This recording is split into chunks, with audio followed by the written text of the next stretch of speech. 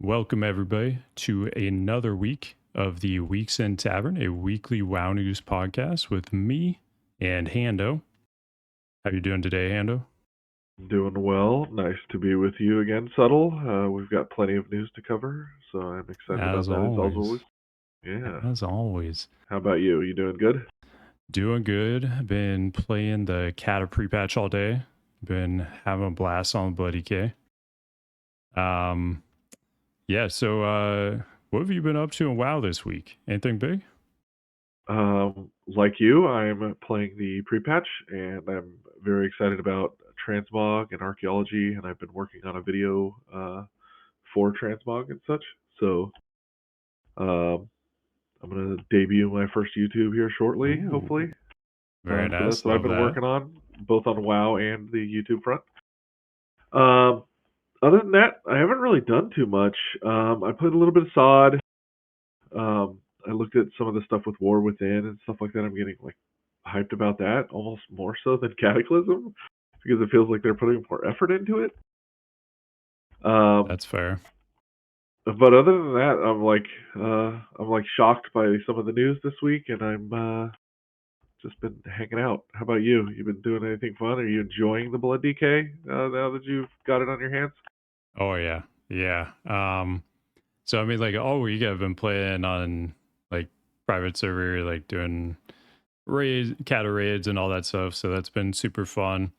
Over there, they've got like dampening though, so there's like players do reduce damage and healing, so it just makes the raids a little bit harder. But very excited to hopefully get some classic raid testing in soon. And did a raid today. For anybody who's listening to this later, it's pre-patch today. Pre-patch has just hit today. We're about 9 hours into it at this point, and I did an ICC. It was crazy. Um, Fire mages were doing like over 100,000 DPS a lot of the time. They were like actually pulling aggro off tanks, which like doesn't happen in Cata. So that was pretty wild. But been enjoying pre-patch. Definitely glad we like finally have some new stuff to do because it was a drought there for a while. I'm still feeling a little lackluster about my home realm here of Grobulos, but at least it's seeing some revitalization from the pre-patch. So let's just hope Yeah. it does well enough. Hopefully. Yeah, there's been like way more people on. Like it's just been a ghost town in like Dalaran lately, and like in Orgrimmar today there were tons and tons of people. It actually looked like a populated realm again, so that was pretty exciting. And glyphs were like flying off the shelf for like 100 to 500 gold each too. So like I wasn't even like planning to like play the glyph market. I just like had a bunch left over that I like never got rid of, and I just threw them on the auction house, and like literally within minutes they were selling for hundreds of gold. It was insane. I kind of wish I had like actually prepared for that. Yeah, I had thought maybe they would go up, so I pre-bought all of mine, and some of them I just had, right? So I did about the same thing. So if I had any extras on my paladin, I sold them, and they were like within minutes. So you love it when something like that happens Hmm. and works in your favor. I definitely got a lot of mail from the postmaster and the keymaster, giving me lots of gold today too. Yeah. Hopefully you converted all your extra like emblems into gems beforehand too. Did you do Yeah, that? I have plenty of gems, plenty of gems. I actually did Nice. that for the specific reason to get a few JC levels too, because I'm gonna just stay JC instead of trying alchemy on my Oh, okay. DK. So, All right. figured why Nice. not, right? Yeah. Yeah, the gems, like I was selling gems for like I think 400 gold each earlier, the red ones. Wow. So like I think it would have been like 100 gold if you like let them convert, like let those emblems convert. So it ended up being like a four times more gold there. So that was Yeah, pretty I'll great. take that. I'll take that. That was big. That was real big. All right. Let's get into the listener questions. We only got a few this week, but we got plenty of news after that. So don't worry. This we got plenty. So first one from Momodin. Considering the imminent heat death of the universe in around 100 quintillion years due to entropy, do you think it is worth trying to get the gray riding camel in Old Doom once Cata releases? Um, for me, I feel like it's still worth it. Like you do get a little bit of value getting it now, even though that heat death of the universe is on the horizon. Like in a future expansion, we'll definitely have to contend with that. But at the moment, I think it is probably still worth your time. I don't know. What do you think, Yando? You think it's worth it? I'm thinking a camel mount is always worth it, even if you know it's your last day. I think you send it. I think you send Oh it. yeah, yeah. That honestly, that's one of the things I'm most excited for. Cat is just the like goofy mounts, like the camel mount. Like I don't know if there's ever been a better mount. I think I'm looking forward to the ultramarine uh, scarab mount No, thing. That way I can use that with my Survivor of the Fire Lord title, and then oh just my stand next god. to you. It'll be real good. Just the full stolen valor set. Just the Full full stolen set. valor transmog. That's right. Oh my god. Yeah, my poor scarab lord mount is like a lot less cool now. At least it has a unique color, I guess. Yeah, that's right. Well, many people don't have that mount yet, so it's probably going to take some time. True. Yeah, is But I it think can you actually even get it yet? I'm not sure. I'm not entirely I can't sure, to be remember if it honest. was I will let from you know when I'm done with my conquest here because that's what I've been yeah. working on. You might be able Um, to get those fragments in Daenerys and Silithus. yeah, maybe. I think with the imminent end of the world scenario also, there's you think of things like this and it's not just end of the world, but there's islands being created near Hawaii and stuff. You just got to start the timeshares now. If they're going to be built in like a million years, I think just get ahead of it. I Yeah. imagine that portion of the ocean is probably a lot cheaper than when it becomes land. Yeah, just create like a little WoW colony. Oh yeah, we could, yeah. Guild housing for when we're in I like classic it. plus or whatever Yeah. we're on. Yeah, the next like 17 goes of this. All right. So next question we got is from Czar.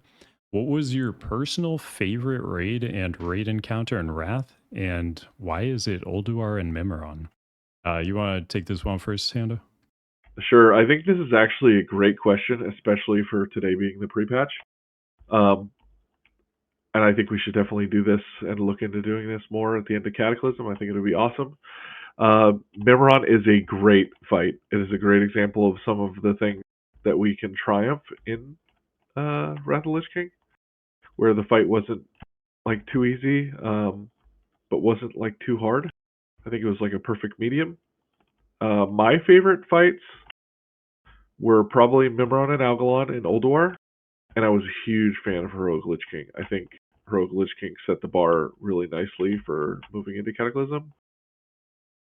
Um, I think that's about it. I mean, some of the stuff at Nax was pretty face rule, which is nice. When you're like getting right into an expansion, you're like, oh yeah, I want to beat this guy up. That feels pretty nice. Um, but I think overall, like complexity, variant, and mechanics and stuff like that, I think my top three are probably Lich King, Algalon, and Mimron in that order. And I think they're like defining of what Wrath of the Lich King is. Definitely. Yeah, that's a really good top three. The only one for, I mean, my top three would be the same. The only one is like maybe I would replace Mimiron with a Nubarak just as a tank. Because one of the things I really liked about Nubarak was like things would go wrong and there was like just tons of room for like tanks to make plays and like save the 50-50 chest. So that was like one of my favorite parts about a Nubarak. But Firefighter, I mean, it's Firefighter or a Nubrak for me for that like third spot, but Rogue Lich King, clear number one, like best fight of the expansion. For me, it was the first time I ever got to do it too. I never got to do it back in the day, so it was totally new to me, and it held up 100%. It was awesome. Um, Algalon also never got to do that back in the day while it was current content. I kind of like I played early Wrath and then came back for like TOGC. So when we went into Ulduar, it was like all the bosses had been nerfed at that point, and we had like all the TOGC gear. So it was just really easy. And the rest of the raid had already progged it. I was just like, kind of there getting carried. But And you weren't playing a tank, so it wasn't yeah, I nearly as was playing a impactful of a rogue. role. Yeah, exactly. I was playing a rogue, and it was like, um, I mean, back then I don't think we were doing the like left foot, right foot thing. I think we were just like constantly moving. But even so, I mean, it was pretty easy. It was kind of just like, dodge the cosmic and get in the black hole when you need to. But yeah, Ulduar really held up though. I loved Ulduar. Had a great time there. This was my first time going through Ulduar too, while it was like current content, and man, it held up. And you talked about Nax being face roll, and the crazy thing is, like, remember they buffed this Nax too. Yeah, These I do. bosses do 30% more damage and have 30% more health. Like, I can't even imagine what that would have felt like if they didn't do that, because like it already felt so like crazy easy. But Well, I yeah, did hear one of your viewers, Jade, had a little issue where the raid leader, they were trying to get immortal, and the raid leader called them to not DPS Thaddeus oh if god, they were yeah, melee or something to risk it for the biscuit there. yeah. And they ended up hitting it in a rage, and I didn't even know that was like a possibility, to be quite honest. Like, that's not something, that's like something that's in the back of your mind, especially after like especially in Wrath of Lich King, right? Like in original Nax, first go through maybe, right? Like when we're learning a lot of the stuff and we didn't Mhm. know nearly as much as we know now. I'm going to add on to this question also too. What are your least favorite bosses of the entire expansion, or least favorite? Yeah, Jacked in chat coming in with a good one. Uh, three least favorite. I mean, honestly, like basically everything in Nax, I didn't like just because it was like so easy and quick. Like you had like like 30-second boss fights and stuff. Like fights like Hagen, is terrible. It is just like it's over in like 30 seconds. It's not great. Honestly, one of the crazy things is like in heroics, like to me, I think I'd even go into heroics, like not even raid bosses, but like any heroic boss that like dies in 2 seconds, but has like a Nubrak, for example, where he like does the burrow phase. So the fight takes 5 minutes just because, and like you could kill him in like 20 seconds, but he's just constantly burrowing. You can't attack him like the majority of the fight. Like those are the worst kind of fights to me. I hate those fights. But like as far as yeah, for raid bosses, like maybe Malagos. That's probably my least favorite raid boss.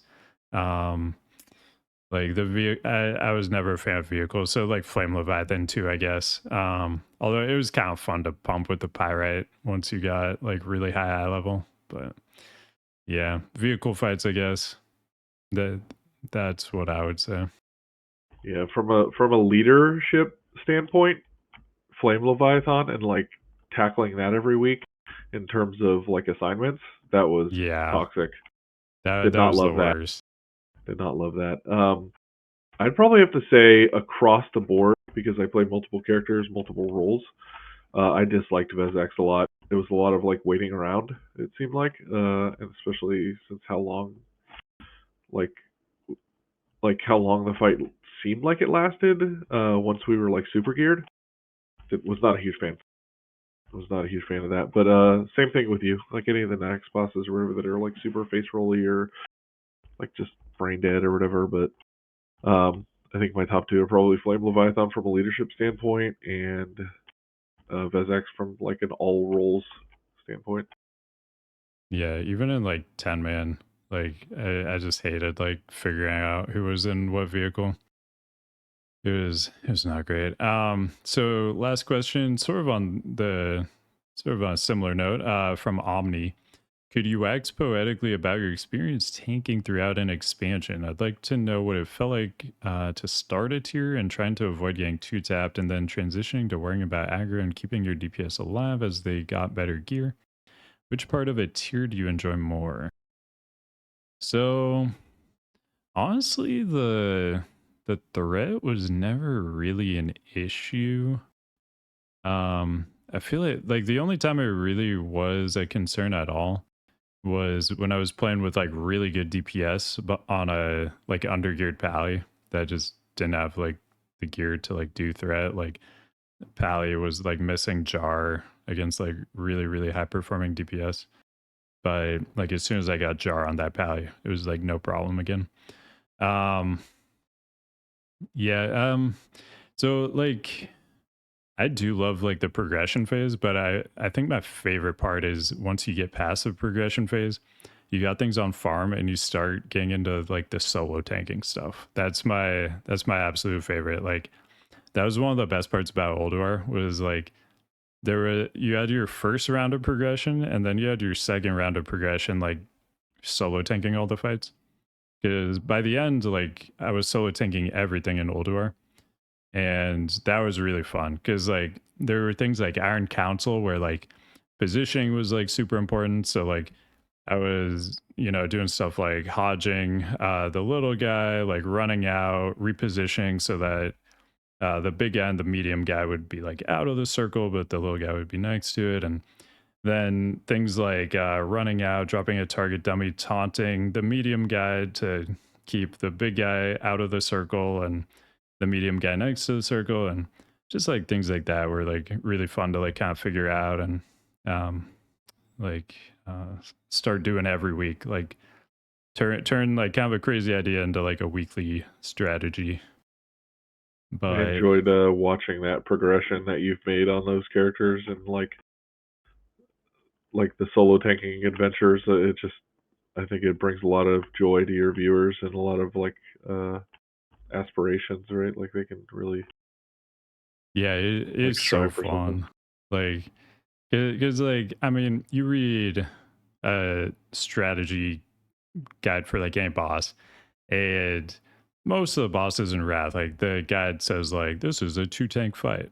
And as soon as I see that, I'm like, how can I make this not a 2 tank fight? Like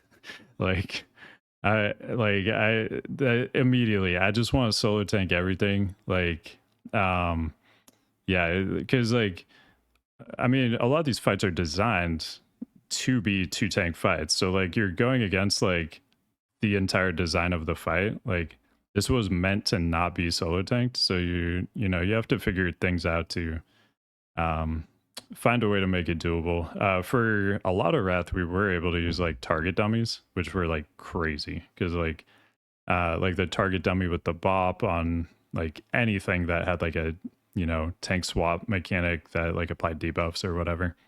Like Algalon, for example, like you drop the dummy, you don't get the phase punch stack, stuff like that. But we lost that later on, so then we had to get a little bit more creative, like in ICC with some of the solo tank stuff. And so, I mean, that was just like another layer to it because for a while there, we got to lean on that target dummy a lot, and that kind of went away. Yeah, I missed the dummies. I think that definitely made it like way more reliable in a lot of aspects for sure. Um, sorry, were you done with that question, or Yeah, you I'm want to all add some good more? on that. Okay. I just wanted to add a little something here to it. Which part of the tier do you enjoy more? Is what he mentioned there, and I want to like harp on that a little bit. I enjoy like there's a ton of copium gearing a fresh character out in the beginning of an expansion, even if it's with blues and stuff like that. However, I never really felt like while I was playing the prop paladin at least that I was ever in danger. Like they were so quick to gear up through heroics, and they felt so safe and so like just well rounded, right? That I never really felt stressed or anything like as a tank. So I think my favorite part was just getting like a bunch of heroics, shooting the shit with the guys, whatever it is, right? Like that portion of it, I enjoyed it because it feels like you're playing the game a lot more, uh, right? Rather than just like raid logging or whatever, and you're playing with a lot of people at that time. So it's not like it's almost like you're forced to play together, um, but it's with a lot of people that you enjoy playing with, right? So I think it kind of works out. So my Yeah. favorite is probably like the beginning stages when you're like, trying to get heroic stuff and you're like trying to beat a deadline, like, will we be ready by next week? And then the raid snacks, and you're like, oh, I probably could have done this in gray items. Yeah, I mean, I really love when like five mans are relevant for like the gearing process. That to me is like really fun. Like five mans are awesome. I love the like smaller group content. I mean, I love raiding too, but like just having that like kind of, you know, the full scope. Like you have some 5 man stuff you want to do, you got some 10 man stuff, some 25 man stuff, and it's nice to just have a little bit of everything there. Yeah, I think the gammas and betas and alphas and all that also did a good job revitalizing those dungeons. I mean, they weren't necessarily harder, but they were a little bit fun on some cases, right? Like a bunch of Hmm. different scenarios there, but I think overall that portion of it, I think they nailed it on the head, right? It allowed people to get back into those dungeons and run them, to get that one last piece or whatever it was, right? And it just forced same scenario, right? It just forced a lot of people back to playing together in these little five mans and stuff, and it felt good. But I think Yeah, that's why I like mythic pluses and challenge modes and stuff in the future, right? Because they're like hmm tight knit and you can just keep pumping. yeah. The gammas were like a little hit or miss. I hope with what they're doing in Cata, they lean more towards like the halls of lightning kind of stuff, where like it's just kind of like a fun mechanic all around.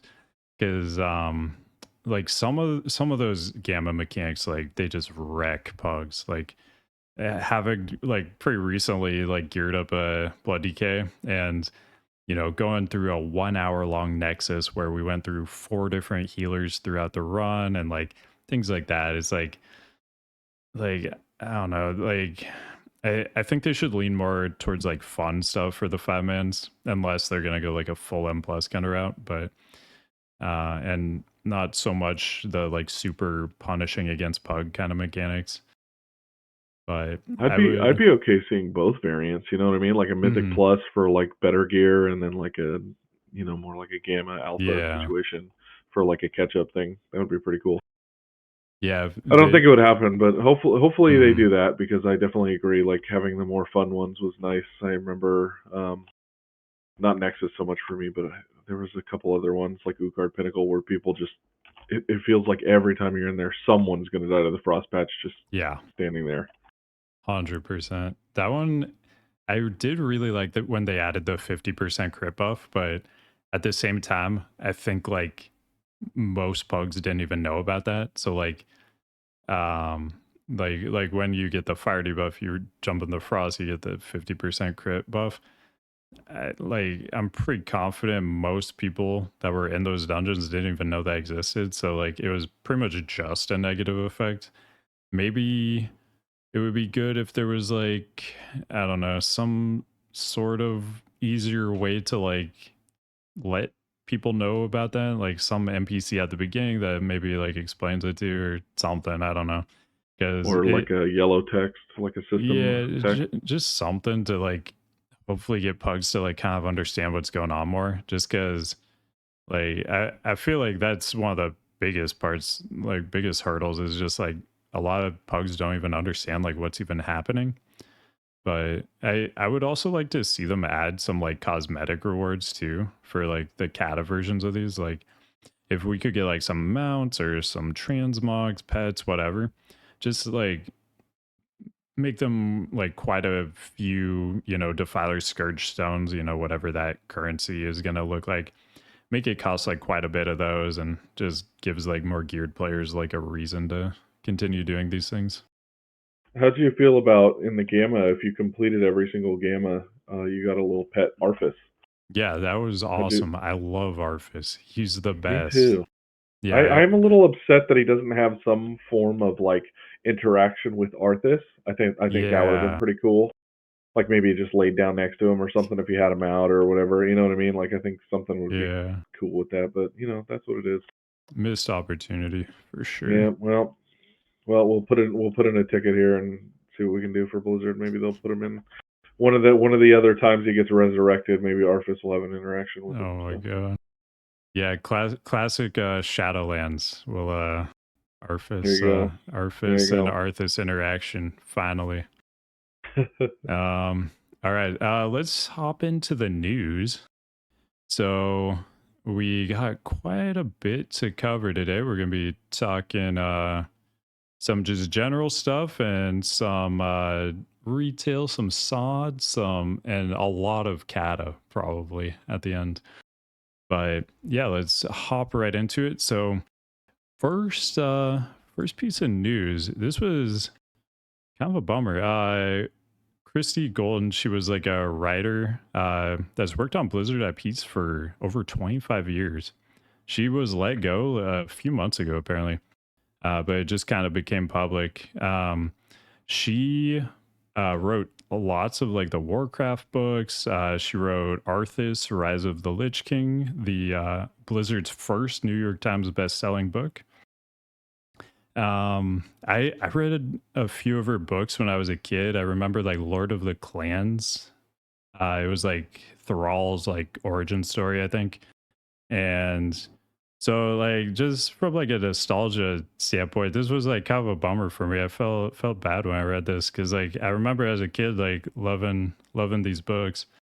Um but apparently she worked on like some cinematics and songs and stuff like that too. Some of their short films, things like that. But looks like she is out now. Um, have you read like any of these books or anything? I've skimmed through them via like Google and stuff. I've never owned any or anything like that, so I can't say that I've read them throughout. But I've seen like passages in them and stuff like that. But I did, however, watch the short films and specifically the one that she was lead on. And I thought those short films were amazing. Some of the cinematics and stuff she worked with, like Anduin and um, like the Sylvanas stories and stuff. Those were pretty good too, right? Like I would say those are not the parts of Shadowlands that people dislike, if that makes sense, right? Like I think a lot of her work was, pretty reputable amongst the crowd. So definitely sad to see her laid off, right? Yeah, she seems to be like scapegoated a bit too by people. There was like really mixed reaction to this online. Like some people like blame her for like all of the Shadowlands stuff, and um everything I could find was that like she definitely was not like in charge of any of that stuff. So felt like she was like kind of getting like Catching the strays, shit huh? end of the stick there. Yeah.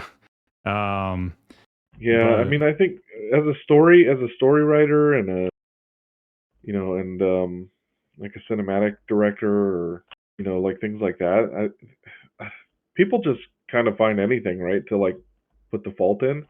mm, yeah, she's I think like it's one of the like, more like public figures too with the storytelling side of WoW. So I don't know. I think she's just like a good lightning rod for it, I guess. But yeah, we don't know because we haven't walked a mile in their shoes, so we don't know the whole scope of everything, especially because things could be behind closed doors and such. There could be an internal issue or whatever that we have no idea about, mhm. that they want to keep under wraps. But I mean, it's a shame, especially because 25 years.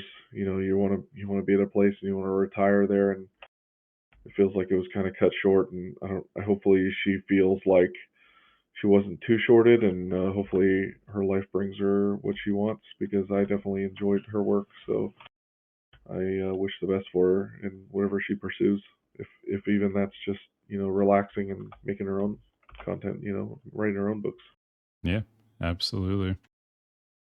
All right. On to our next one. So this was kind of interesting. BlizzCon canceled for 2024. So at first, this was like pretty shocking to me. Like Blizzard seems to be on a roll right now. It seemed like they would want to like roll with the hype, that kind of thing. But they also just announced a lot of stuff. They have tons of work to do this year, and BlizzCon is a lot of work to put on. So the more I thought about it, it makes sense for them to not do it this year. They also last BlizzCon they announced the next 3 retail expansions, so it's like there couldn't be a new retail expansion announced this year. And yeah, if they don't have enough stuff to like make a really good BlizzCon, I think it is a good call to just wait for another year. Well, I'm wondering if it's like a trial and error situation too, because it says in the article also that they are going to be having in-person events globally, which I think is maybe sometimes even better, right? Like a maybe like a smaller little event. Maybe it won't get you so hype and stuff like that, right? But it will reach out to the community a little bit more, which I think is nice. Um, rather like more personable rather than just being Hmm. like this huge convention in one area. And then hopefully, when they say globally, that means they can reach out with like NetEase and stuff, and maybe have like a something going on over there, and That would with be that. interesting. Yeah, they maybe the Anaheim Blizzard folks go over there. They rebuild the Gorehal That's right. statue together. The ultimate team building exercise. Literally team building. Yeah, Um, I think it's interesting, right? But I think your point is valid on it, right? That they just announced so much stuff, and maybe it's a little copium here from me. But maybe it just means they're fine tuning some other stuff, right? Because they had some pretty big backlash from things like Overwatch 2, um, Warcraft 3 remastered, and I think for them to create another thing like that would be a huge botch and a huge hit to their gaming studio right now in a climate where mhm. not everyone likes it, right? So um, I think taking a step back and maybe focusing on what your success is at, bring it back, dial it back in. Maybe this is what they're doing. So Yeah, and like we've seen before too, like with the whole Diablo Immortal thing, like that year they just like that was what they had to announce for Diablo. That was it. And so now in the wake of like things like that, I think smartly they're like, if we don't have a lot to announce, we shouldn't just like force it and like,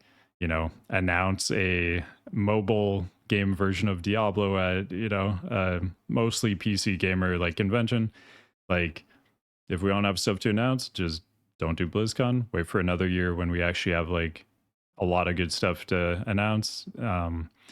Like more of a quality over quantity thing. Like BlizzCon doesn't need to happen every year, but when it happens, it should be good. yeah, I'm down for that for sure. Yeah, you definitely don't want that debacle again. Whew, that was rough. Is this an out of season April Fool's joke?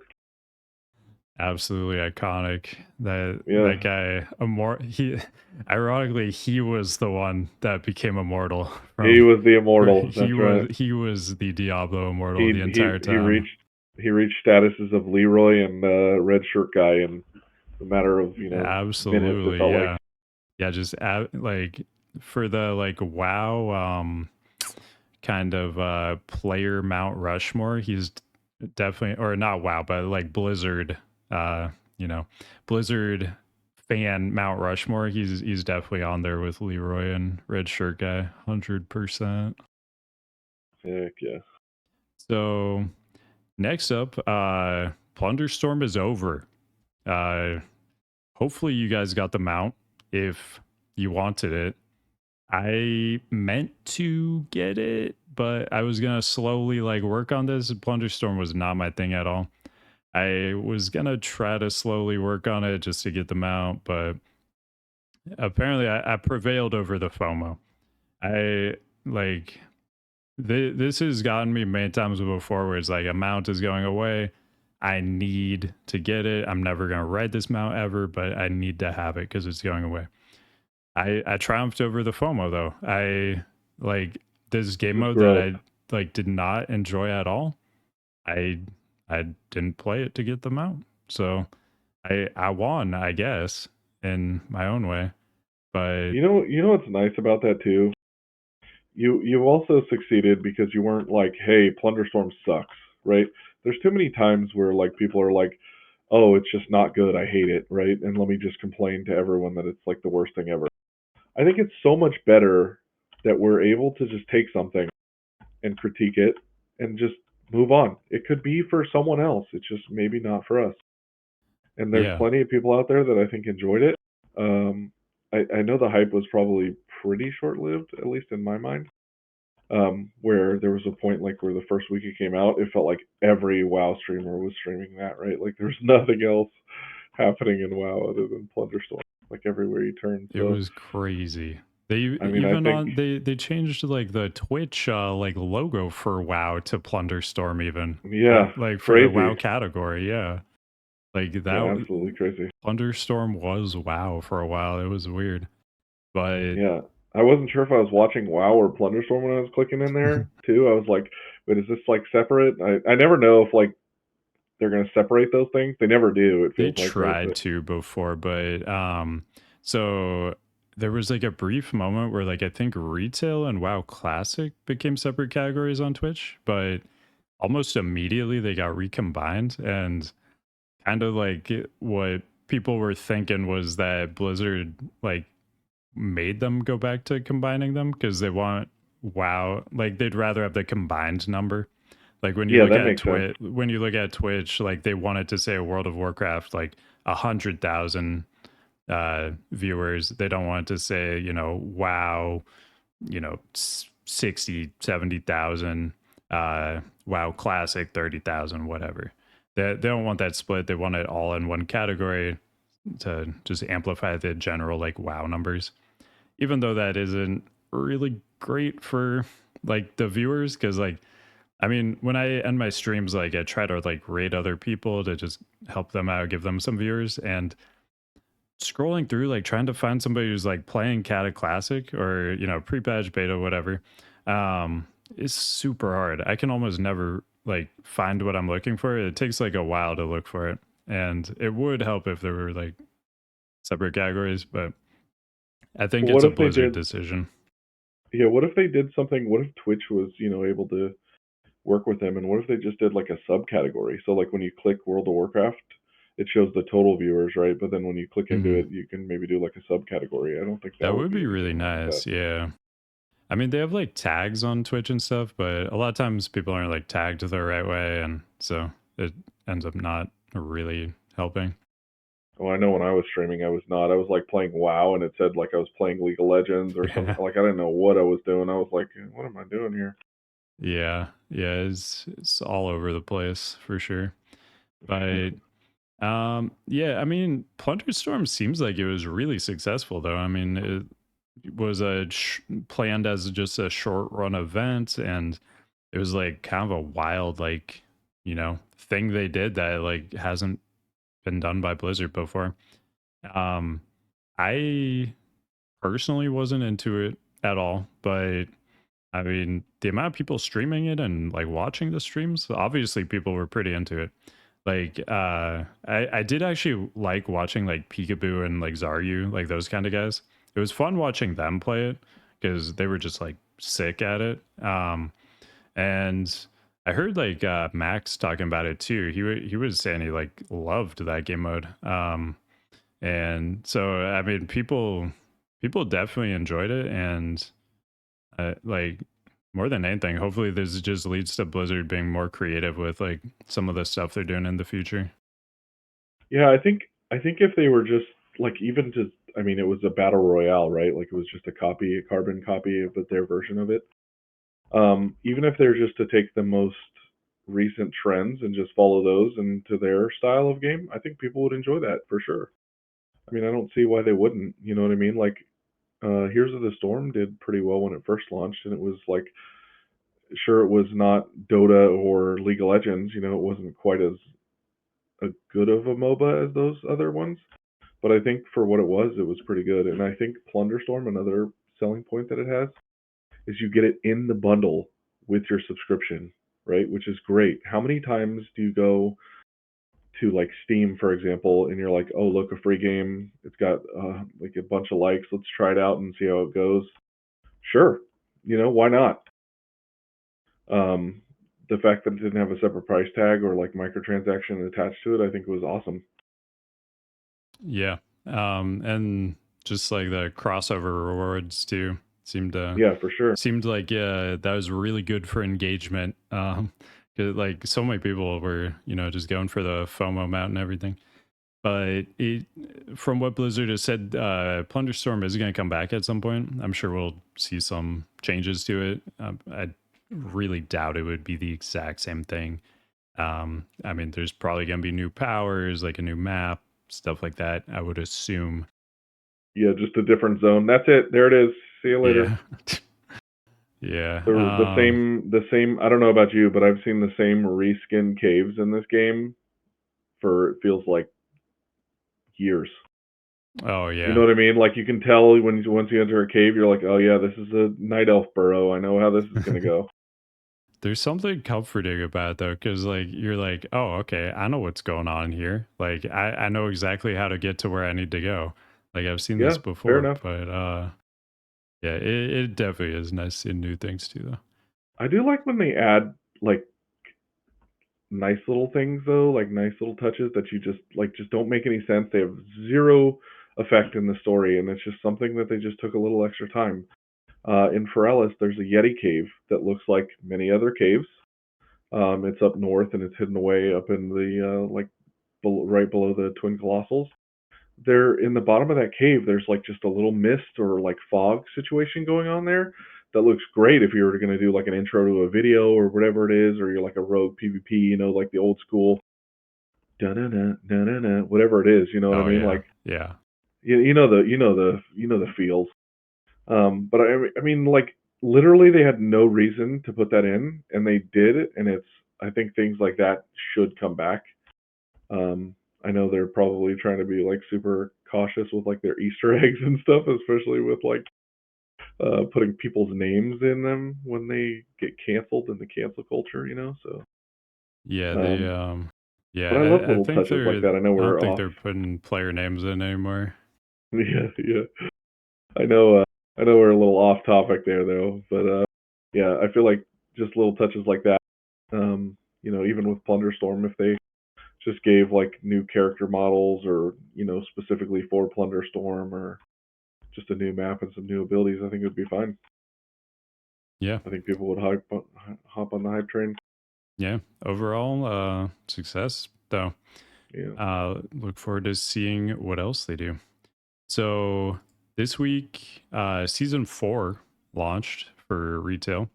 I haven't gotten to check it out myself because we got all this Cata stuff coming out. I'm super busy with that, but I am excited for War Within coming up. That looks incredible and comes out at a really good time during Cata Classic when, you know, the raids have been out for quite a while. They're on farm. So I'll have plenty of time to check out War Within. But the first awakened raid was Vault of the Incarnates. So you can go back and relive the glory of the beginning of Dragonflight. This Try a week, little Razagath. yep, exactly. This week too was Black Temple Time Walking, and you could get Ashes of Alar out of the Time Walking cache. So if you were looking for that, hopefully you did that. I believe that is over now at the time of this podcast. So hopefully you got your Ashes of Alar and you are riding in style now. My wife has played this game basically forever with me because we met on this game. And that's like the only mount that she's ever wanted, like as bad as I want the tiger. And we farmed it for years. I mean, as soon as we could like do it, it was something that happened. And I think she got it like BFA Shadowlands or something. Like it Oh my took god. so long. Jesus. Um, Yeah. I'm about but to we did start end up, that farm. yeah, we did end up getting it for her though. So she was very happy. And I know with the Cata folks, I'm not entirely sure because I know they changed the guild system and everything. But I know like a lot of the stuff is still in. Um, if you did not get the Ashes of Alar and you do like the Phoenix Mount and you like purple, I think that's a color that comes into play here soon, right? So Yeah, with the like the guild achievements, Dark Phoenix yeah, mount. Yeah. it'll be pretty common. But you know, if it's something that you like, I think you should go for it. I don't think you should, you know, be turned off by it because of someone else or because of the popularity of it, right? I think if it's something that you enjoy, just get at it. Yeah, with the transmogs now too, you can do the kind of ultimate transmog of like making your transmog match your mount. And so if there's like a good purple set, you can tie that in. Yeah, that's me. That's me. I've got my full dreadnought. I've got black ice on my DK, and then So I'm jealous. riding one of my frost vanquisher, frost brood vanquisher. So I'm fully blued out. I'm feeling good. All right. So next we are going to look at Sod. Sod had a little test last weekend. PvP damage reduction test. Did you check this out at all? Were you playing Sod Oh, over the weekend? well, so I play a PvP server. Hmm. Um, so I kind of really have no choice but to test it, right? Even Yeah. if it's on the other end.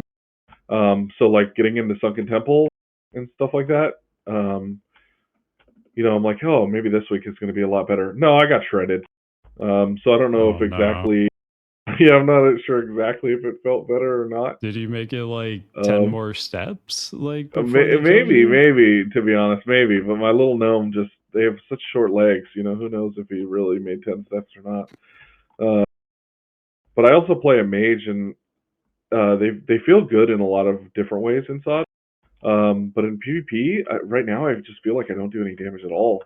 And then so that 30% nerf, just that side of it felt like real bad for me, at least with my class. But I know it helped a lot of other classes, but I know rogues I feel like are just still on top because they just once they get you and lock you down, it's just over.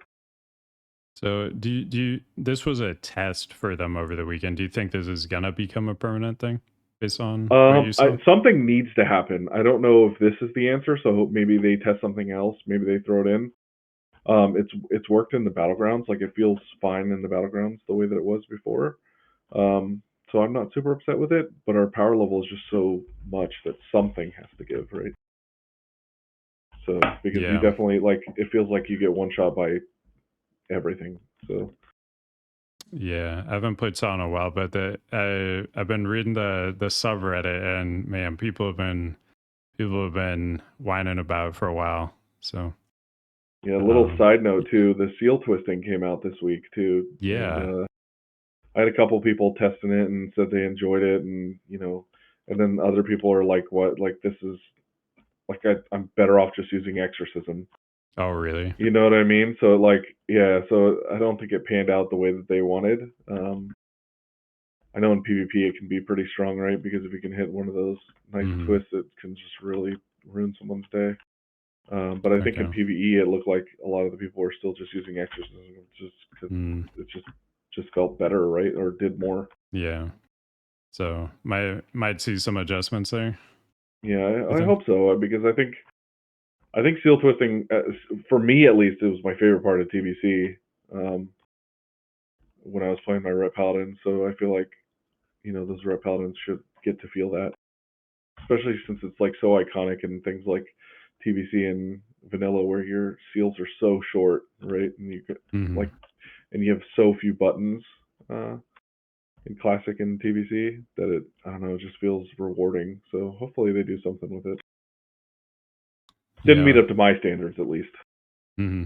Yeah. I mean, you are a seal twisting connoisseur. It's one of your favorite mechanics ever. So Yeah, hopefully, I am big fan, big fan. hopefully, see some adjustments for you. But moving on to SOD free character transfers, this was pretty interesting. Free character transfers from PvP to PvE servers. So basically, what Blizzard said was that even though they've done pretty much everything they can to like keep realms balanced. Because of layering, it often doesn't feel like realms are balanced. So you'll like go into a layer where it's like, 75-25 in favor of one faction. So even though you are on a balanced realm, it doesn't really matter because the layer you're on is not balanced at all. So they said that since the PvP hasn't quite panned out the way they wanted it to due to the layers, they're giving people the opportunity to transfer from a PvP to a PvE server to get away from that if they want to. I've heard a lot about like griefing at like nightmare incursions and stuff. So I think they're seeing a pretty big drop in players probably, and that's why they're doing this. And you can see too on like Ironforge Pro, the uh, raid logs have kind of stagnated at about half of what they peaked at in phase two. So it seems like this is probably a bit of a damage control move to try to stop the bleeding of players. But one of the kind of rough parts about this is that they're going to open these transfers up periodically, and they say the transfer windows will open and close rapidly.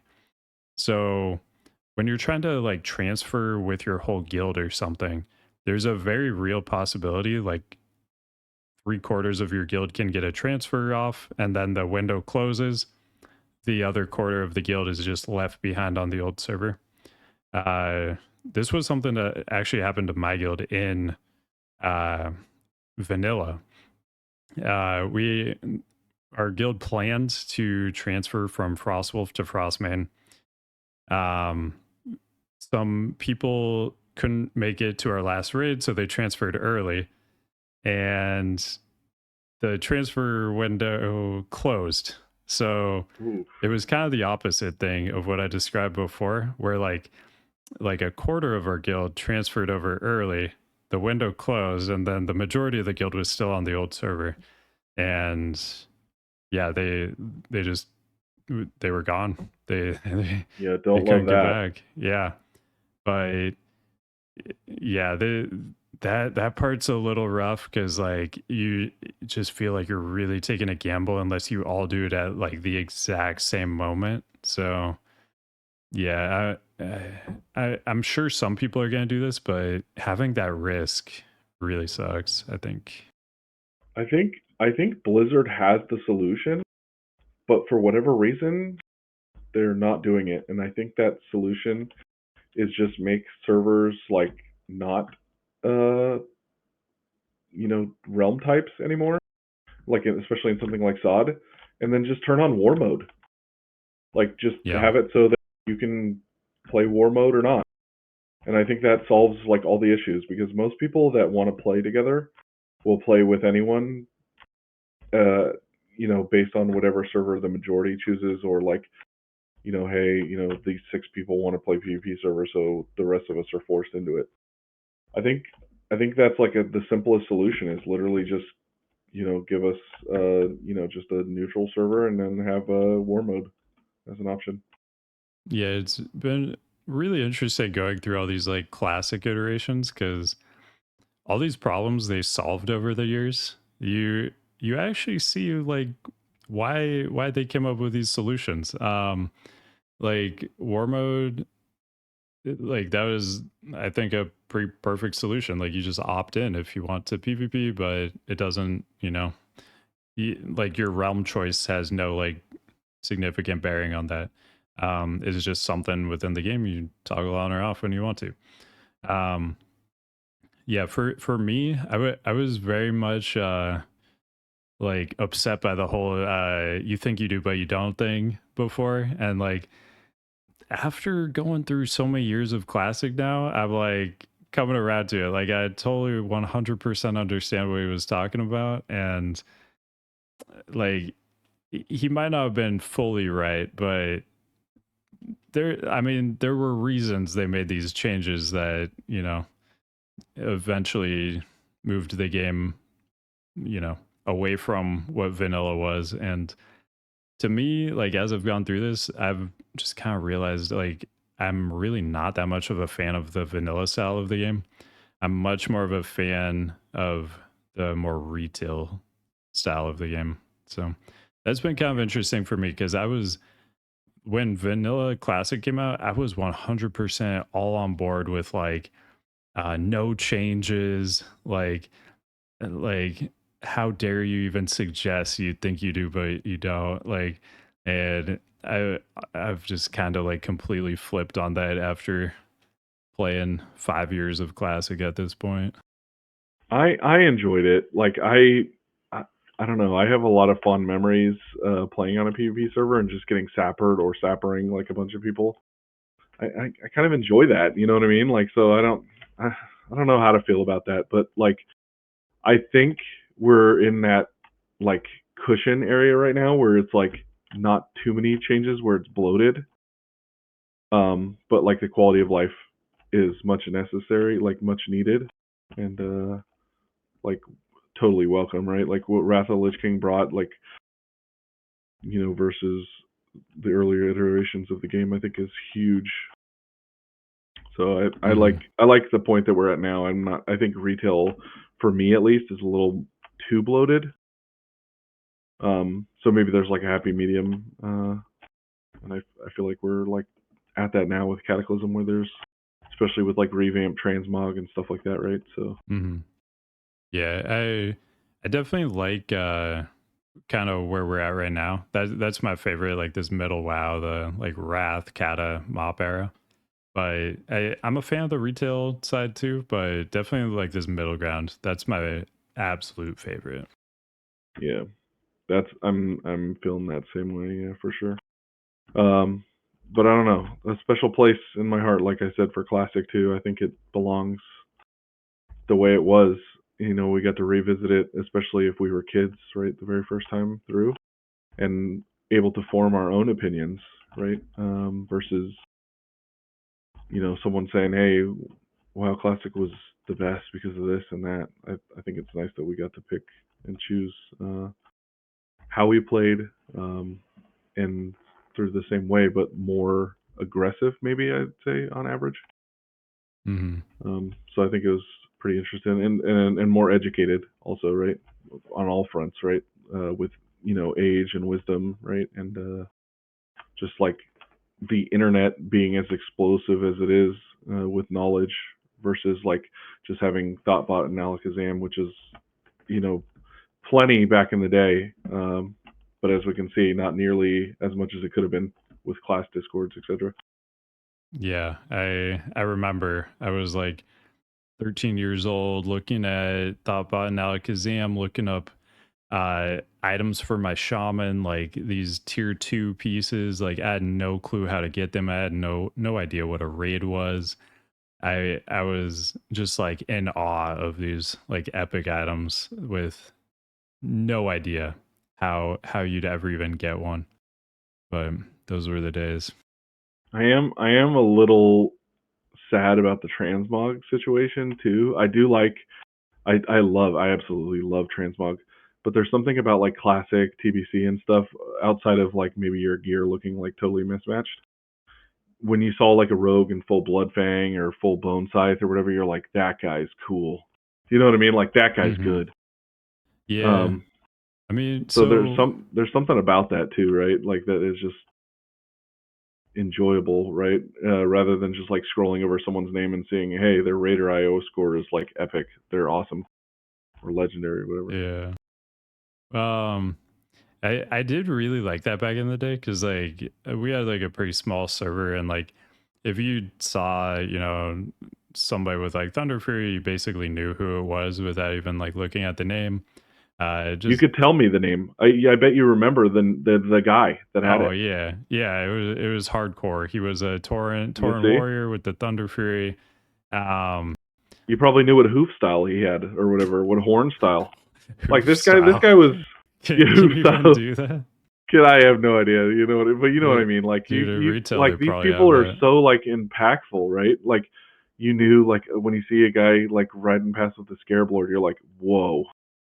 I mean, even Yeah. still now, even still now, it like turns heads, right? And it's Hmm. not nearly as rare as it was, but like when I see someone riding the Scarab Lord mount past me, I am more often than not, I feel like I checked out who it is. Like I'm like, oh, cool. Yeah. Yeah. I mean, on my server, and I'm sure many, there were, you know, two Scarab Lords on the entire server back in the day. It was one Horde, one Alliance. It was Gorgamite. He was a warrior on Horde. He was ours. And then I'm blanking on the Alliance person, but it was a Night Elf female hunter. Um, yeah, that was it. Like the entire server came together. All the Horde came together on the entire server to rally behind the one guy, Gorgamite, and then the entire alliance on the server came together, rallied around that one Night Elf Hunter, and that was it. Those were the only two. There was no thought in anybody's mind back then about getting multiple, at least on our server, multiple Scarab Lords on one faction. Like the amount of work that went into it, like nobody was even like thinking about that. I think barely even knew what like the rewards were. I remember at one point I saw them data mined, but like back then like information didn't travel as quickly either. And like even though like they got data mined, like most people, like 99% people didn't even know what this quest gave. Like the guy who was like making it, he didn't even know like what he was getting from this quest. So yeah. He was going into it blind. He just knew that he wanted it. Yeah, yeah. We knew it was like important, like the Broodlord head, but we like actually the reason this guy got it, this was the like leader of my guild at the time. And then the like we weren't the number one guild on the server though. The number one guild on the server had their Broodlord head ninja'd by somebody because anybody in the raid with Ooh, the quest could take it. Like you couldn't master loot it. So somebody ninja'd it and they got like G kicked because like beforehand everybody in the raid was like, make sure you do not loot the boss because it will just like auto loot it. There's only one head. We need to make sure it goes to the right person. So the number one guild on our server uh didn't get the head that week, and that's the only reason why this other guy ended up making it because the number one guild got theirs ninja'd. So then the number one guild just all like rallied behind our guy. So it was, man, it was a time. now what a story, right? Could that have been born in any other passage of the game? Because I feel like that's an event that's never repeated itself, truly, at Yeah, least in the capacity that it was. yeah. I mean, just like the way people like play games now, like, um, and like how quickly information spreads and everything. I don't think that can like just ever really happen again. Because like today, I mean, on Fairbanks, the server I was on for Classic, there were like 53 Scarab Lords or something. I got one just because our gates didn't open for a whole month. We had a million Scarab Lords. Otherwise, I wouldn't have gotten it. But like people are just willing to like do crazy stuff for that kind of thing now. And yeah, I mean, I don't think there's ever really going to be a time where like an entire server rallies behind one person anymore. Everybody's like kind of doing their own thing. They're trying to get as many Scarab Lords as they can. There were some guilds on Fairbanks that I think got 4. So yeah, uh, I think it was just a moment in time that we're never really going to be able to repeat again. I do think we're able to get the mystery of the quest line potentially, even with all the information being out there. Maybe not as long as it was out there, right? But we saw in the beginning of like Season of Discovery, some of those runes took like a week or whatever to find, right? Or like Yeah. to fully flesh out. And I think that was awesome, right? So I think them not having like PTR limiting some of the data mining and stuff like that, um, is a pretty big thing for them. So, Yeah, I mean, we sort of saw that on retail too a little bit with the Farrak legendary. oh So yeah, like yeah. they like encrypted it, I think. So like nobody even knew like what the legendary did, I don't think, until it like dropped for Echo. And then there were like, I think there were like over 100,000 people watching Mirez, the main tank of Echo, watching him like do this legendary quest because nobody knew like what was gonna happen. And so yeah, there are, I guess, some ways they can like still hold on to some of that mystery, but it seems to very quickly unravel For afterwards. sure, for sure. But I think that's where classic WoW maybe is like holding a spot for a lot of people is just little things like that, right? Like just that are just defining. Yeah. So Yeah. Yeah, vanilla and classic were just completely different games. So that's part of like the you think you do but you don't thing for me was um I just didn't realize that the vanilla WoW I played was just an experience that was never ever going to happen again. And class vanilla classic was just not going to be the same game at all. So that was for sure part of it as well. right, right. Now that we've derailed this train just a little bit, I think we should get back on track. What do you think with the launch of Cataclysm pre-patch today? I mean, we are both hugely excited about this. We play Classic a lot. We talk about it a lot. There are some big changes that we did not have news on, like flying is in. No guild leveling, but there is like some of the guild traits are still in. Some of them are removed. Like have group will travel, I think is removed, um, which is going to be kind of a shame. But and especially on like a PvP server where you can just rally an instant, or summon like a group of people just instantly somewhere and just totally screw someone over. Um, but there is still reputation with your guild and stuff like that. How do you feel about some of these things that are just being added to us, like shadow added, I guess you could say, right? Yeah, I think the way they approach the guild stuff is really good because like the old version of it just incentivized like Zerg guilds, especially the one where like 10% of the gold everybody in the guild loots gets put in the guild bank. Um, like it creates new gold that gets put in the guild Right. bank. Like I mean that alone just like that's a bot's dream, right? Is Yeah, absolutely. um so like getting rid of that is great. Like I mean personally I actually did this back in the day when our guild fell apart.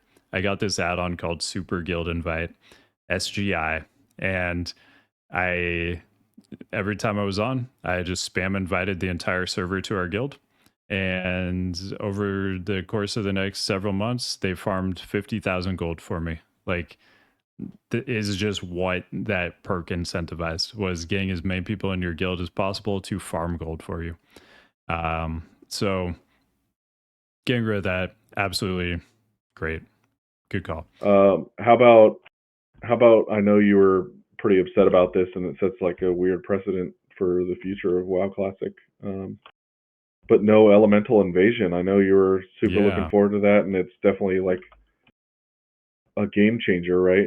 In terms of not adding in content to the game for the first time ever. Yeah. Yeah. That was a weird one. Cause like, I mean, I like vaguely remembered this event from back in the day. But like one of the cool things about going through Classic is, we get to re-experience all this stuff. A lot of this stuff I've like forgotten about. I remember like bits and pieces, but in like it's just kind of weird because like there was this whole like I think it was like a 3-4 week event. It like sets up the whole shattering of Azeroth. I remember like doing some Twilight cultist stuff and they like appear in the major cities and everything and like just cutting that whole thing out it feels kind of weird but like the precedent I think is the worst part of all is like up until now we've gotten every piece of like classic content all the way through. Now we're at a point where it's like all right, we're some stuff we aren't even gonna do. So I just kind of wonder where that's gonna put us in the future. um I do sort of kind of wonder too if like, so I think Mop's going to be a really popular expansion. WAD is going to be a hard sell for a lot of people. It seems to me like if it was really expedited, like it was like a 9 month kind of, um, run through of it, the raids are good enough that people might be interested in that. But what if they just skipped WAD altogether? Because like Legion is really popular. Mop is really popular. Legion's really popular. Now that we're in the realm of like skipping content, what if they like skipped WAD?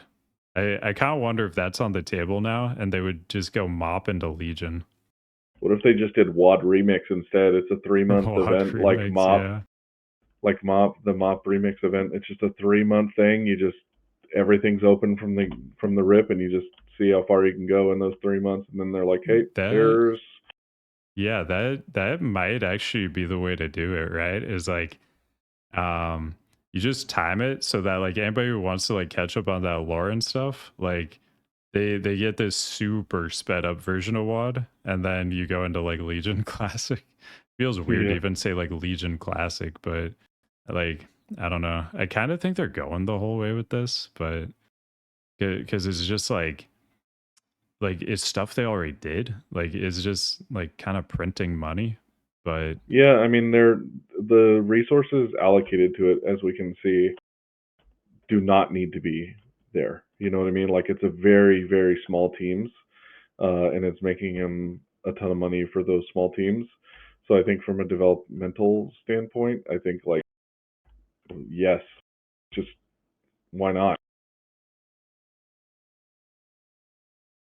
yeah.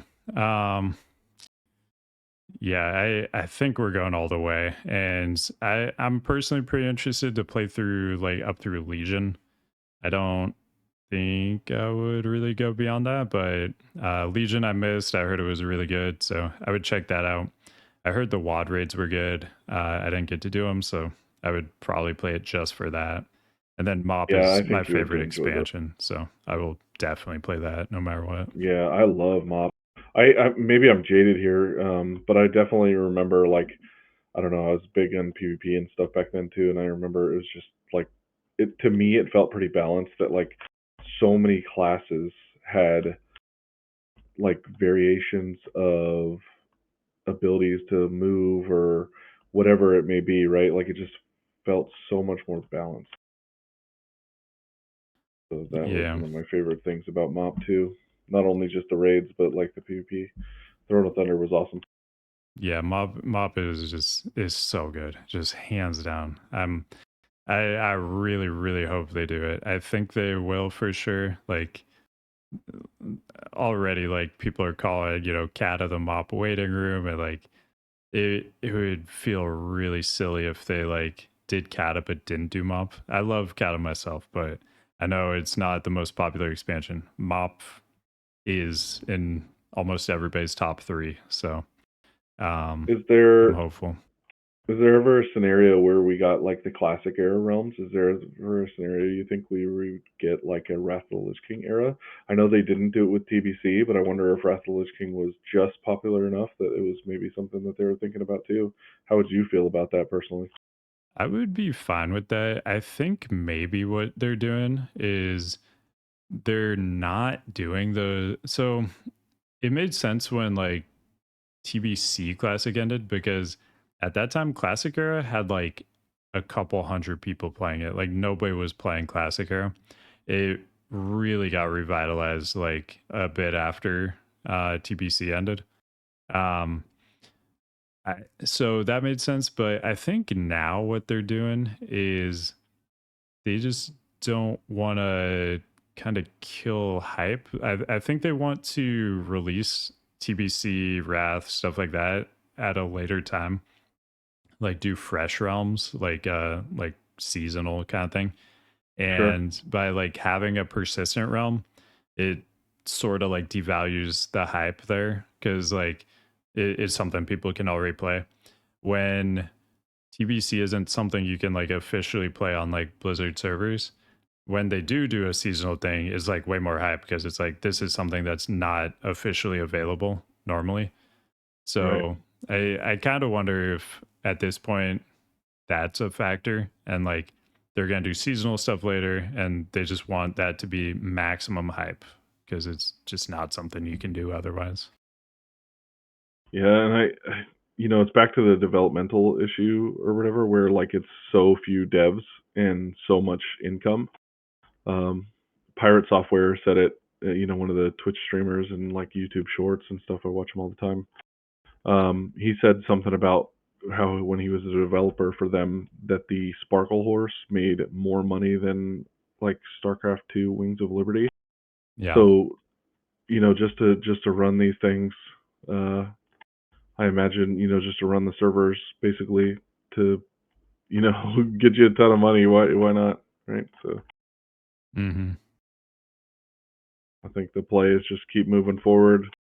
Um, don't need to do the eras and stuff, although there was like a little bit of a resurgence with the eras, like you said. But I think just keep sending it, right? Yeah, I think part of that too is just because like classic era is like such a different version of the game from like where we're at now, that there's probably always going to be like some kind of appeal for that. Although, I Hmm. mean, I think a decent amount of people would be really interested in another run of TBC. Yeah, I wonder Um, if they did TBC with changes, if like how many people would be excited, right? Not like a mhm. ton of changes, but like some enough. Like some Yeah, quality of life stuff and stuff like that. yeah, Maybe an things expedited that process. the things like the wrath buff and debuff system. So like you don't have to have 5 shamans for every raid. Just those kinds of changes. Nothing like Yeah, super crazy, but just making some that of the kind of bosses stuff. harder, right? Like BT Hmm. pre-nerf or whatever.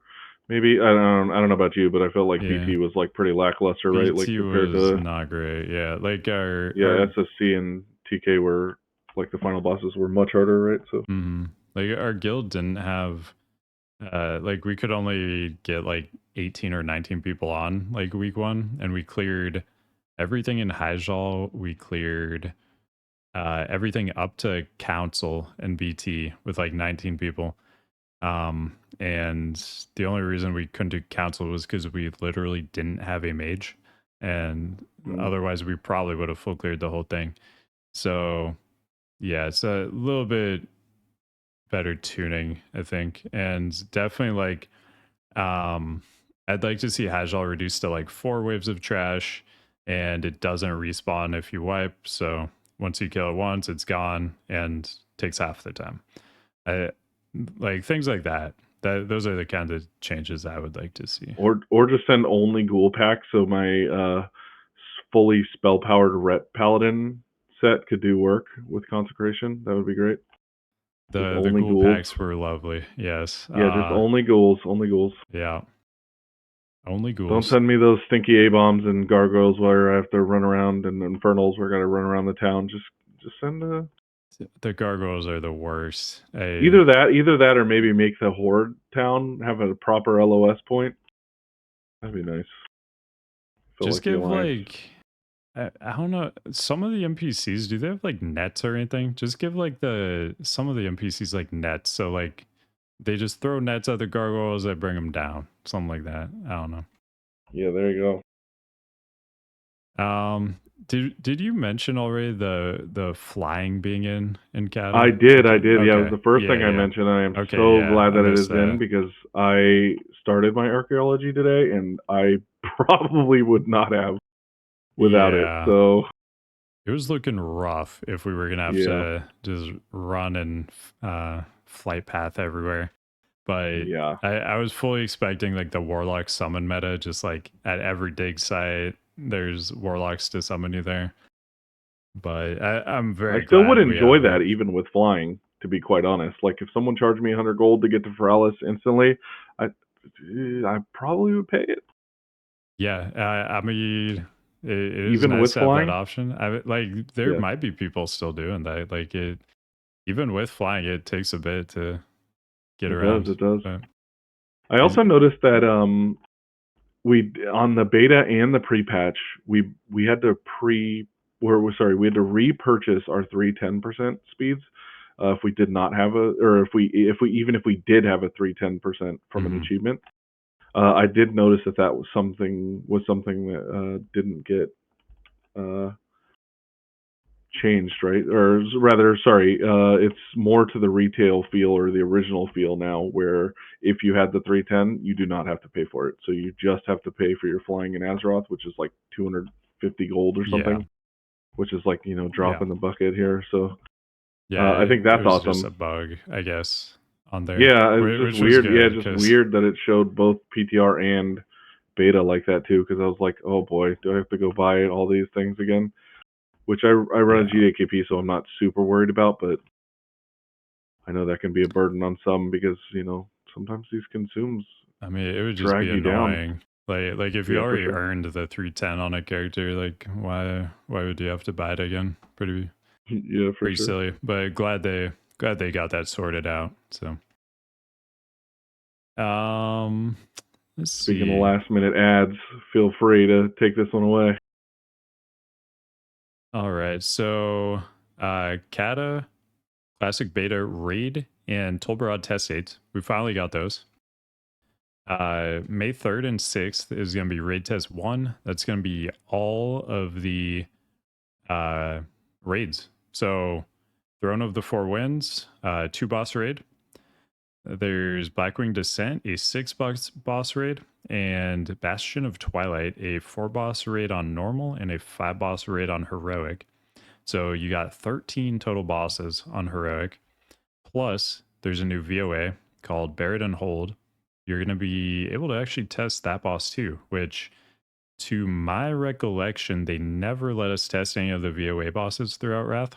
So I think this is the first time we've tested a VOA style boss, but I could be wrong on that. They're just going crazy with these unprecedented changes Yeah. or skips or whatever. Yeah. And so that's going to be this weekend. So May 3rd, that begins. May 6th, it ends.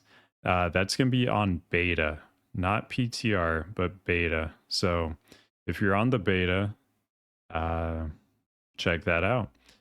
They do have 85 template characters now, so you will be able to just like make a character that can go right in to the raid. Presumably, they'll have like NPCs where you can probably buy gear to uh, help you out even more and consumes all that stuff, I would think. May 10th through 13th, there's going to be Tolbarad testing. They've also said that this is going to behave just like Wintergrasp did in Classic, where it's no longer like a server based thing. It's just like an instance thing you queue up for. If anybody on your faction on your entire server wins it, you just are shown as owning it. So it can be simultaneously owned by both Horde and Alliance on the same server. It'll just kind of phase you into different phases. There hasn't been any mention of how the daily quests are going to work. So in Tolbarad, in the actual like battleground part of Tolbarad, after a game, there's like 3 daily quests that are like always there, and then there's three random daily quests that are from a set of 3 uh, random daily quests. So 9 total possible from that like random pool. I'm hoping they'll just make all of those available every battle, because otherwise you have to go to every single battle, hope the new random quests are the ones you need, and it is just going to be kind of annoying. And some days you'll just get bad RNG. You won't be able to do all the quests, but we have no word on that yet. So that may still be a thing. We'll see. And then May 14th through 17th, we have the second raid test. So, kind of interesting thing about this, more kind of unprecedented stuff. Uh, from what I remember, they've never done fewer than 3 raid tests for like a really big raid tier. So, we're only getting 2, not 3. And I don't think they've ever done raid testing during pre-patch either. So, it seems like they're definitely behind, but hopefully they got enough people on this. They'll be able to get it done, get the raids in working order.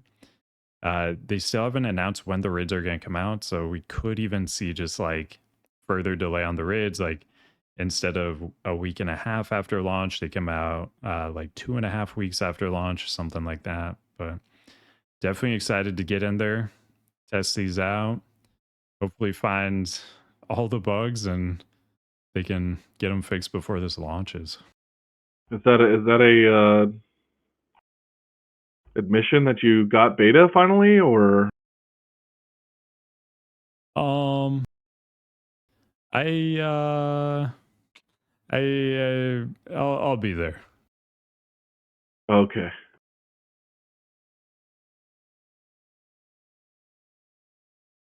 Oh, did we lose Hando? Might have lost Hando. Changes and stuff, like all these Oh, changes happening. oh, Hando's lagging.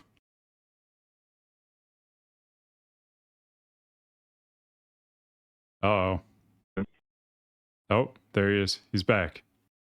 Okay, can you guys hear me? Everything good? I see you. I hear you. Okay, technical difficulties. Sorry about that, folks. Rage quit. Yeah, rage quit. I was so mad. Dang, The with big beta. rage quit. No, but I think with a lot of these changes happening right now, it just feels like so pushed and like so on top of one another. Like I feel like I have a ton to do in the pre-patch, and then I got to get on and test these raids if I want to be, you know, at peak performance, at least my peak performance. Maybe not up to someone else's standard, but Yeah, what it the does heck? feel bad having it during pre-patch because like we've just gone through like such a drought and like Wrath content where like it would have been perfect to have like raid testing during that time. And then now that we finally have like tons and tons of stuff to do, it's like, oh, now there's going to be testing this entire period where there's actually tons of new fun stuff to do. So yeah, the timing feels awful, but I mean, they were clearly super far behind on getting this done. So I don't know. It is what it is, I guess. Better late than never, I guess. Yeah. Yeah. Um, how do you feel about it? I know your plans in Cataclysm. You're going to go, pretty hard. So how do you feel about being able to test this in the limited amount of time? Do you think you're going to get what you need done? Like, do you think you're going to accomplish your goals? Because I know you've been doing some outside source stuff to be able to be prepared and ready. And I want you to achieve your goals. So hopefully this is enough. Yeah, I mean, we'll definitely have enough time to see everything we need to. Definitely not a concern on that front, but yeah, I'm just hoping this is enough like testing time to like actually find the bugs and get us a week one raid tier that is, mostly bug free because like the last raid we saw on Wrath Classic that was raid tested.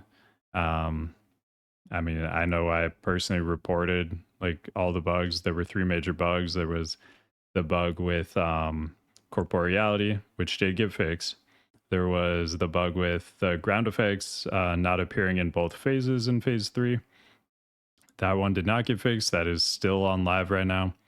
And also reported the bug where the stacking damage and health buff that the fire ads get, it was only increasing their health, it was not increasing their damage.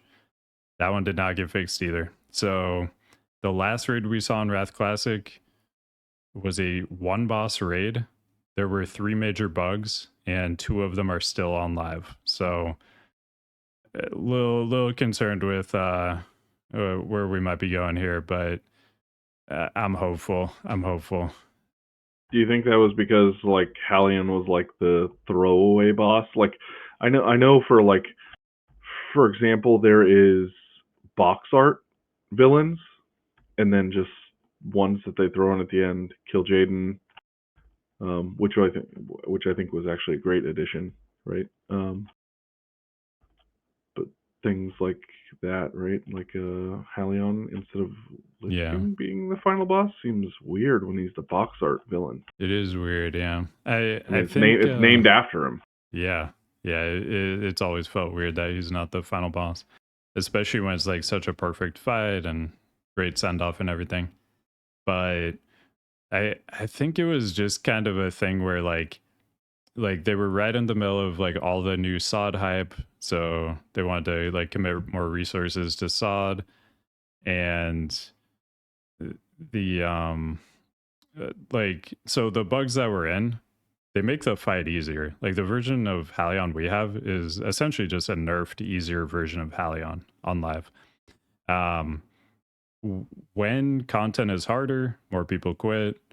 I mean, you and I both know like how hard it is to actually get people to even do this version of Halion. This is the easy version of Halion, and like Yep. it's hard to get people to do it.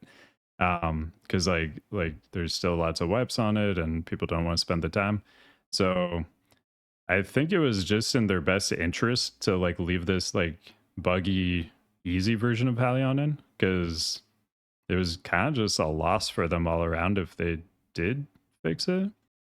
Because like it just would have made like less people, even less people do it. There already weren't that many people doing it, but Maybe just y- put the 30% ICC buff in there, and then more people would have done it. You know yeah, what I mean? Take the bugs out, put the 30% buff in, dude. Give us the buff. I yeah, think that would have changed it, dude. That would have changed it all for the better. yeah. But yeah, I agree with you. I agree with you. It would have been turning people off even more so than they already are, right? Like they're like, no, I've killed the Lich King. See you later. Yeah. Yeah, it's really unfortunate because like when you go through these like versions of classic, like it would be cool if we could actually do like the real version of these bosses. But I don't know. So it just feels like classic is so neglected right now, and they're just like focusing so hard on sod. Like as a Cata classic player, it just feels bad. I'm hoping I get proven wrong in phase 1 of Cata, but right now it just feels like they're not really putting too much effort into Cata, and it kind of sucks as like somebody who's fully invested in like this version of the game. But Yeah, yeah, and I agree. like today too, I mean, pre-patch launch, I think it's in a better state than a lot of people thought it would be in, but it is still very, very buggy. Oh, um there's a lot of bugs. yeah. I mean, today we had like the thing with like the mage ignite, like mages do it 100,000 to like a million DPS depending on the pull, and stuff like that. Like doing ICC today was wild. Um, like threat should no longer be a thing really in Cata for tanks, and like 30 seconds in, it, I had like mages like ripping threat off of me on like boss fights, which like that is not a thing that like exists. And then I look at the damage meter, and they're at like, over 100,000 DPS. Like you can't even see other people on the damage meter. They're all just like little slivers. Like the whole bar is just the mage, and it was wild to see. But I Well, mean, you did predict it though. I will say that because I think you. oh, we Sorry, am I lost the cutting out last again? part of that. Yeah. Sorry, I'm saying in your last podcast or in our last podcast, I think you mentioned the mage was going to be, the up and comer, right? So at least you predicted that right by a long shot. Yeah. I mean, I didn't expect the bug because from what I recall, Mage was actually bugged in a bad way, like combustion. But apparently, the pendulum is completely swung the other way.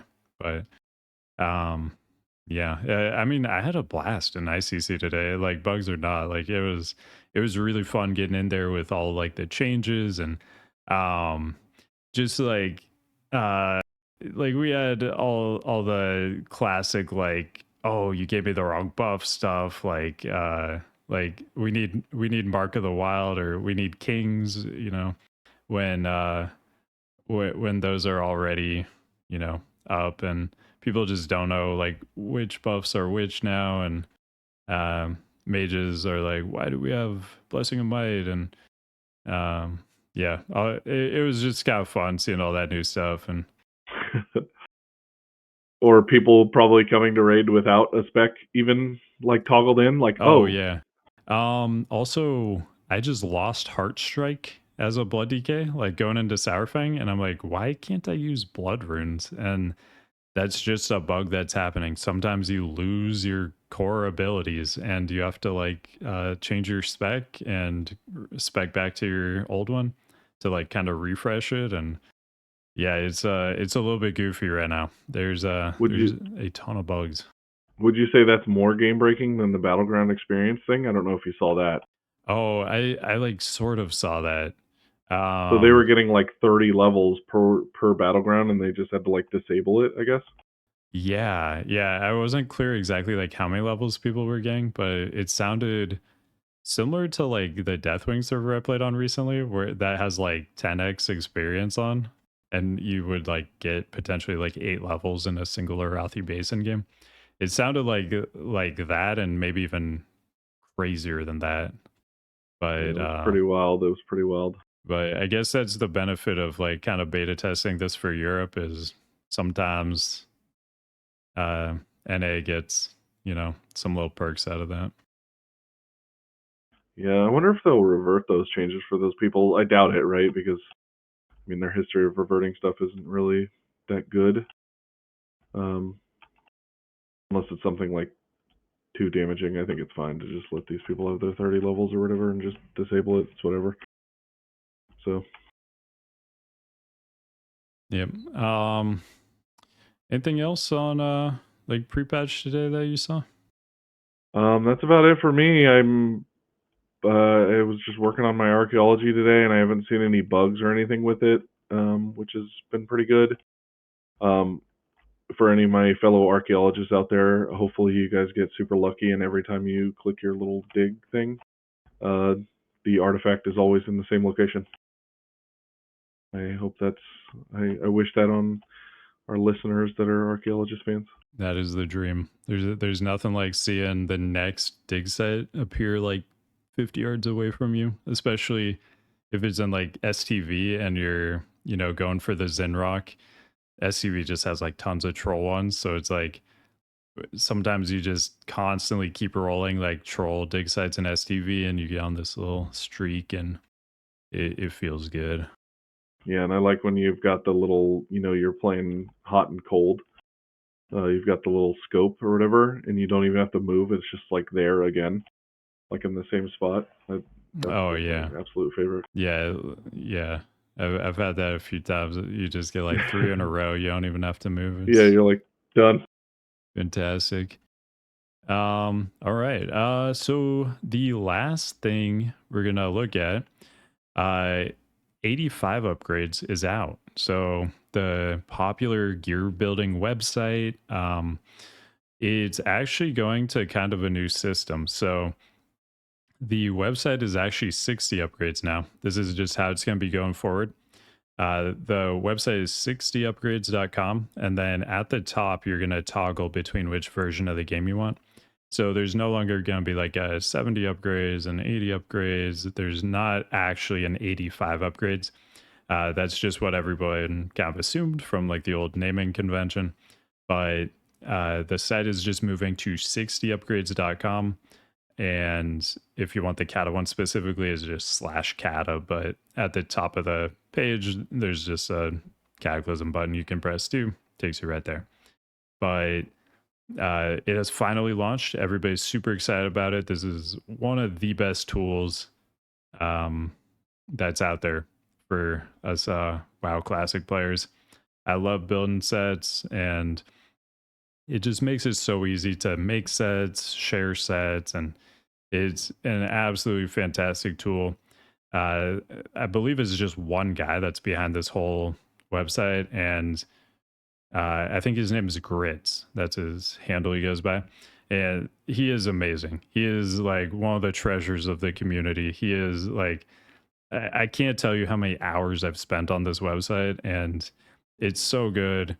He does incredible work, and I know this isn't like his full time job. He does this on the side, is just like a hobby kind of thing for him. And we were all eagerly awaiting 60 upgrades, well, 85 upgrades, which ended up being 60 upgrades slash cataclysm or slash cata. Um, but finally it's here. We can build all the sets we want. There are some bugs right now. Some of the stats aren't quite adding up correctly, but you can at least like look at gear, plan out your gear, put in talents, all that kind of stuff. So still some bugs to be fixed, but it is finally here. Start building your sets and enjoy. Yeah, I would say you're sponsored by these guys because the amount that you use this website and like advocate for it is insane. But honestly, if you guys have not used this website, it is absolutely peak. I mean, it is the fact that we're getting it and it's all consolidated. I love that because I'm all for like easier access, right, for everyone. Um, it's a great website. You can do so much with this thing. You can see every little, bit of mitigation and all that, right? You can see yourself with certain buffs that your raid comp may have. I mean, it is. I mean, it almost feels endless, like logs. When you're going through logs, you can. It just feels like you can do so much with it. So, with those two tools combined, like you said earlier in the podcast, there is just so much. There's just so much you can do, right? So there's Yeah, just so much information to be had. absolutely incredible tool. Definitely check it out if you haven't already. But I think that's going to be it for us today. Man, it's an exciting time. We've finally got the ball rolling on Cata Classic. We got the pre-patch. We're here.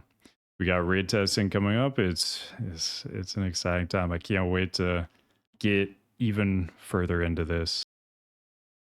But yeah, that's gonna be it for us today. Uh, what is your YouTube channel, Hando? Do you want to plug that It is real quick? Hando Games with a Z. Look out for a video either this week or the beginning of next week. I will definitely let everyone know at the end of the next podcast. But it's just going to be transmog centric and stuff. So that's the plan currently. Awesome. Yeah, I'll have that in the video description too, so people can easily Awesome. just find that link. As always, you can find me, Subtle FW, on Twitch and YouTube. Got tons of Cata stuff coming out. I'll be streaming Cata pre-patch stuff, Cata raids, all the days coming up. If you want to check that out, tons of videos coming out. So check those out. And thank you guys for watching. We will be back next week with even more news. At that point, we will have had the first Cata raid test on beta. So we'll dive into that and let you know how it went. And hopefully you guys can check that out too. But that's it for us this week. Thanks for watching, listening, whatever you're doing. And we'll see you next week. Bye, guys. Thank you.